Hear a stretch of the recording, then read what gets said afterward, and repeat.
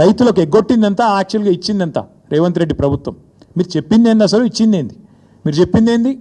రైతు భరోసా ఎకరానికి 15,000 ఇస్తామని చెప్పినావు నువ్వు. కేసీఆర్ 10,000 ఇస్తున్నాడు బిచ్చం వేసినట్టు, నేను 15,000 ఇస్తా అన్నావు. కేసీఆర్ 2 పంటలకు ఇస్తున్నాడు, నేను 3 పంటలకు ఇస్తా అన్నావు. ఇవాళ ఏం చేస్తున్నావు మరి? ఇచ్చినావా ఎక్కడన్నా 15,000? అసలు రైతు భరోసా పేరుకు అర్థం ఉందా, తాత్పర్యం ఉందా?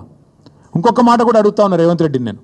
నువ్వే కదా ఉత్తరం రాస్తే కౌలు రైతులకు 22 లక్షల మంది కౌలు రైతులకు ఉత్తరం రాసిండి మొగోడు.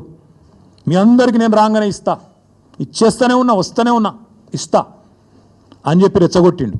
ఇవాళ అసలు రైతులకు ఎగ్గొట్టింది, పట్టదారులకు ఎగ్గొట్టింది ఈ 4 పంటలు కలిపి 24,000 కోట్లు, కౌలు రైతులకు ఎగ్గొట్టింది 15,000 కోట్లు.